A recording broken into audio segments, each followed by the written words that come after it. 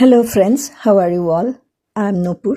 Welcome everybody to my channel, Nature at the Very Core of Science.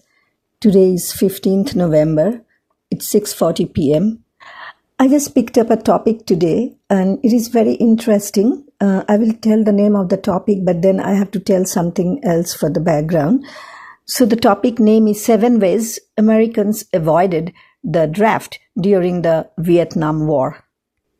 Now, Vietnam War was a conflict in Vietnam, Laos, and Cambodia from 1st November 1955 to the fall of Saigon on 30th April 1975. So it is long back happened, and it was the second of the Indochina wars and a major conflict of the Cold War.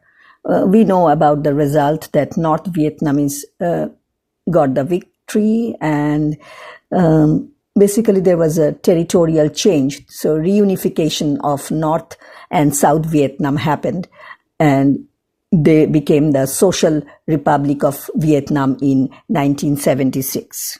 Now the question is that it has happened long back. So why I should be just even interested in such a earlier story? So the thing is that the Vietnam War remains relevant even today because its legacy continues to impact both Vietnam and the United States, and particularly in terms of the ongoing discussion about United States foreign policy and the lasting effects on veterans and the complex relationship between the two nations. And that has evolved. It's not static. It has evolved into a strategic partnership despite the world's history of conflict. So this is the impact of this war is still relevant. In fact, there are so many wonderful war movie which just I can name a few, like Full Metal Jacket. I have not seen all of those, but I have seen a couple of those, and few are very dear to my heart. Platoon, The Deer Hunter, and there are so many else, especially I like Deer Hunter so much. There is nothing I can miss about that movie. But there are other movies like Good Morning Vietnam, Hamburger Hill, and Born on the 4th of July. Tom Cruise is there, I guess. We Were Soldiers, and obviously Forrest Gump. Who can just forget such a lovely, lovely story? Today's topic is not about these movies, but this is very relevant because I just love that story. Just a few minutes, I just told about The Deer Hunter, which is just, I think, a epic war film of 1978. And that focused on the devastating effects of the Vietnam War on the young American men and who are drafted to fight in it. The emotionally shattering movie. And this movie got five Academy Awards or Oscars, including those for Best Picture and Best Editor. And I feel that this is the greatest, one of the greatest dramas ever made on the psychological influence of war on a person who took part in the war. So, but if you observe it very deeply, then you can reach the conclusion that it is a film about pain and loss. And it just so happens to have been set against the backdrop of the Vietnam War. But all of the characters basically lose their innocence by the end, and they create a moment of solace for each other by singing a song they would have been made to learn as children. So, but today's topic is totally different. As I mentioned, it is how Americans avoided the draft or sending to the Vietnam War. And they just tried to do anything from tying the knot to claiming a medical condition. And here are some of the ways the men tried to dodge the Vietnam War draft. I'm just reading this from History Channel, and it is written by Dave Roos. It was published just May 28, 2024. So let's see how the author has depicted the whole thing. Just join with me, and I would be very happy if I get your comments, and hope that you will also enlighten me with something unknown which the author has also missed from your personal experience or second-hand, third-hand experience. So let's begin. On August 26, 1965, President Lyndon Johnson, signed an executive order ending the exemption for married men from being drafted to serve in the Vietnam War. Any marriage performed after midnight on August 26 would be powerless to save someone from the draft under the U.S. Selective Service Act. All across America, young couples scrambled to say their I do's before the clock struck 12. In one Las Vegas courthouse, which usually handled 10 to 12 weddings a day, 171 frantic couples tied the knot on August 26, most of them between the hours of 10 p.m. and midnight. Almost none of these young men and their spouses were actively resisting or protesting the war in Vietnam. They were simply avoiding the prospect of being drafted into the military and risking life and limb halfway around the world. According to one survey, 60% of draft-eligible American men took some sort of action to avoid military conscription during the Vietnam War, says Amy Rutenberg, author of Rough Draft, Cold War Military Manpower Policy and the Origins of Vietnam-Era Draft Resistance. If you talk to people of that generation, everybody has a story, says Rutenberg. It is this really common collective thing, either about how they ended up in the military or how they got out of it. Certainly, anecdotally, people were getting out of it in all kinds of ways.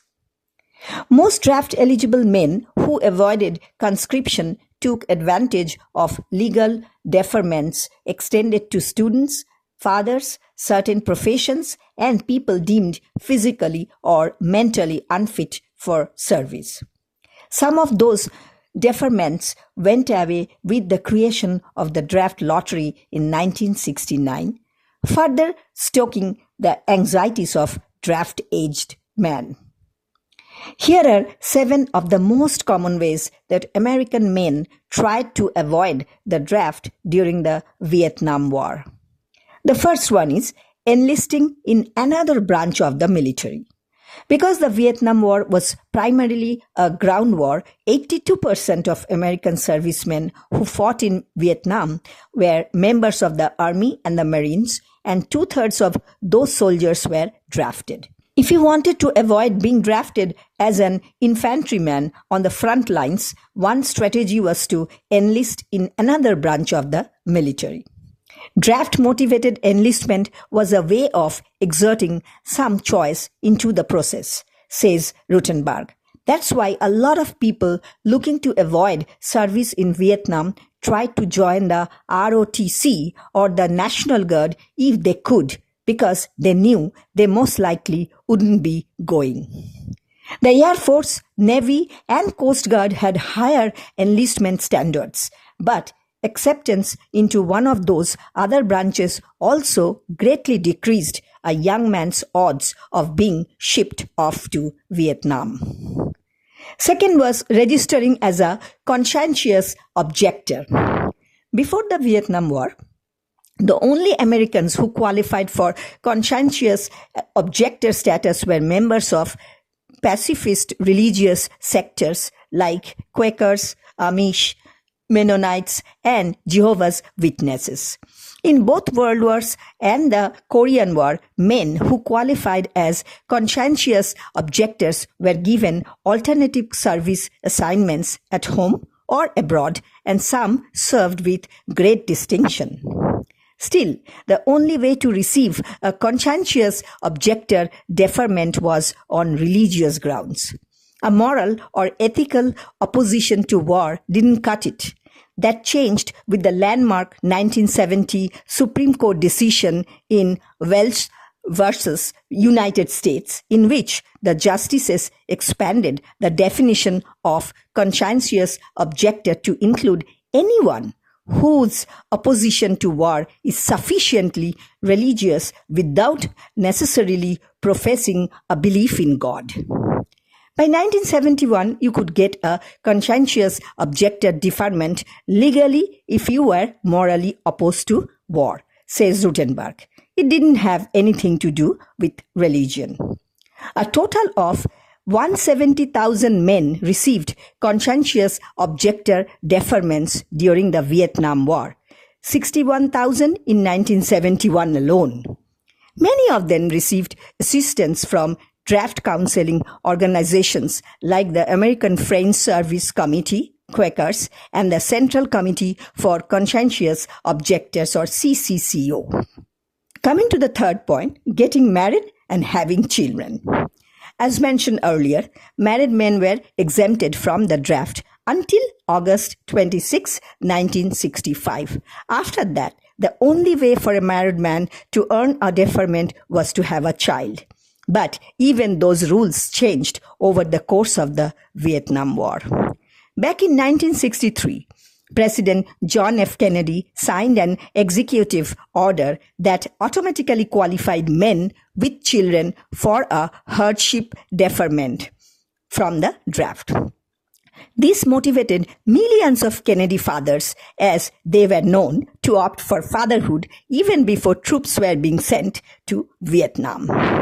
After 1965, when marriage alone could no longer save men from the draft, there was another explosion in American fertility. According to a demographic study, birth rates were 13% higher in 1970 than they were before the Vietnam era.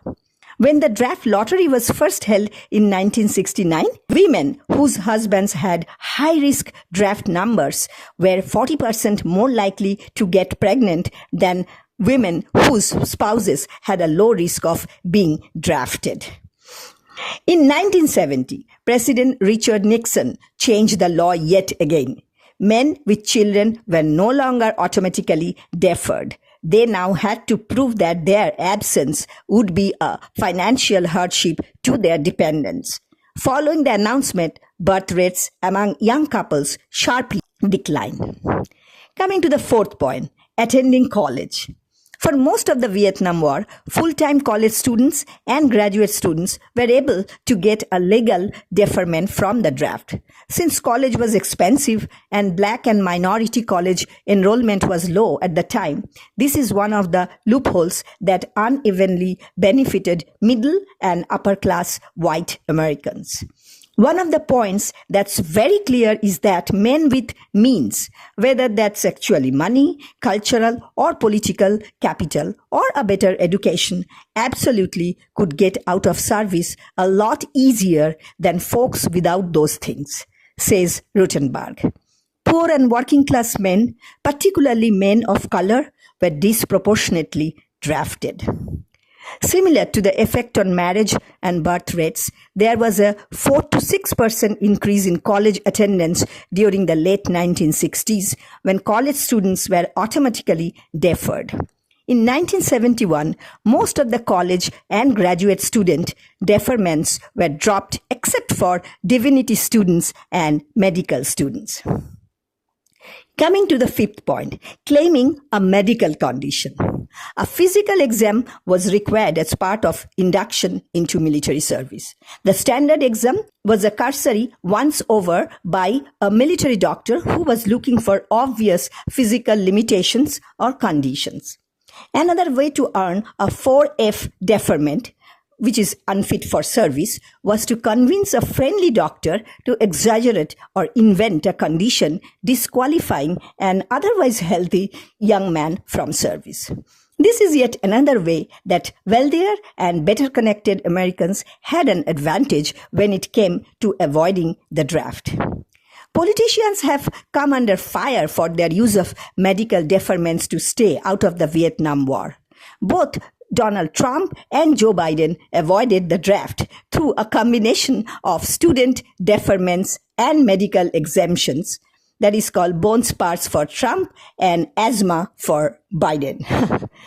Even though the US military barred gay men from serving during Vietnam, it was not an automatic disqualifier for a registrant to respond yes to a question about homosexual tendencies. The decision was left to the local selective service board, and when demand for recruits was high, the issue was sometimes overlooked. Then number 6, burning your draft card. As the Vietnam War dragged on, it grew increasingly unpopular with the American public, especially young people. Instead of quietly avoiding the draft through deferments and exemptions, some draft-eligible men chose open resistance and protest. One of the strongest anti-war statements was to publicly burn your draft card. Rutenberg says that the number of people who actually burned their draft card was relatively low, but they got a lot of news coverage. Other ways of protesting the draft and the war itself was to return your draft card to the Selective Service Board, fail to show up for your pre-induction physical, or refuse to step forward during the induction ceremony to affirm that you are joining. Failure to comply with selective service requirements was a criminal offense enforced by the Department of Justice. But Rutenberg says that by the 70s, the DOJ was so overwhelmed by non-compliance that it only prosecuted the most egregious and public cases. Approximately 570,000 men were classified as draft offenders during the Vietnam War, but only 8,750 were convicted and 3,250 were imprisoned. Now the 7th point, fleeing the country. Everything changed with the introduction of the draft lottery in 1969, says Rutenberg. Instead of drafting recruits from oldest to youngest, starting with 26-year-olds and moving down to 18-year-olds, the lottery selected from a smaller pool of people turning 20 during the calendar year. In a televised drawing, birth dates were randomly selected and placed in order from 1 through 365. People with lower numbers were almost guaranteed to be drafted. Higher numbers breathed a sigh of relief, and the people in the middle scrambled to find a way out, says Rutenberg. Maybe through a conscientious objected deferment, a student deferment, or a medical exemption. For tens of thousands of American men without options for deferment, the safest bet was to leave the country. The total number of men who fled the country to avoid the Vietnam draft is hard to quantify, but estimates range from 40,000 to as many as 100,000. The most popular destinations were Canada and Sweden, and many never returned.